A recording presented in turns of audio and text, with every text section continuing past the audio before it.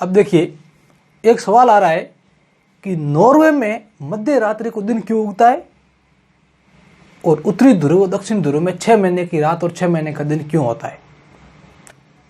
वैसे अगर आपने मेरे पिछले वीडियो देखे होंगे जनरल ज्योग्राफी के, तो ये क्वेश्चन शायद आप नहीं पूछते, लेकिन फिर भी आपने पूछा है तो मेरे बनाने का फर्ज बनता है। वास्तव में क्या है आपको पता है, इन सब के पीछे काम क्या करता है, हमारा पृथ्वी का झुकाव, जो कितना है 23.5 डिग्री। ये 23.5 डिग्री झुकाव ही है जो ये सब घटनाएं कर रहा है।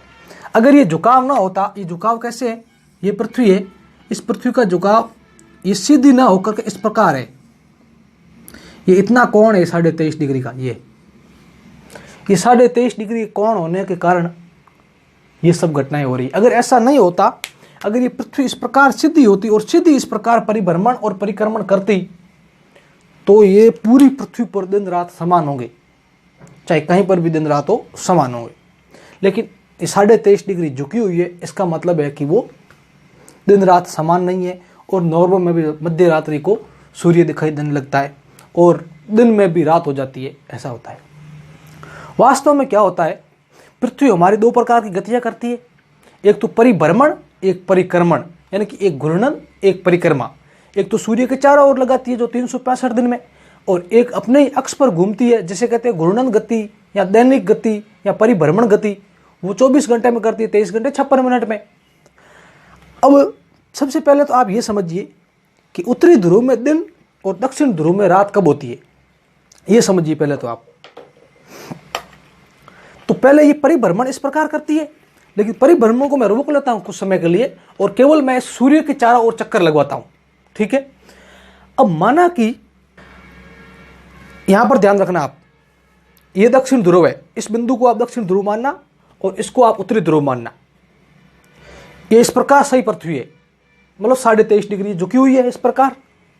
तो यहां से देखिए आप, ये दक्षिण ध्रुव दिख रहा है आपको, यहां से आप सूर्य मान लीजिए, खुद सूर्य आपको ये दक्षिण ध्रुव दिख रहा है, ये दिख रहा है, ये ऊपर वाला दिख रहा है क्या, ये दिख रहा है क्या, नहीं दिख रहा है।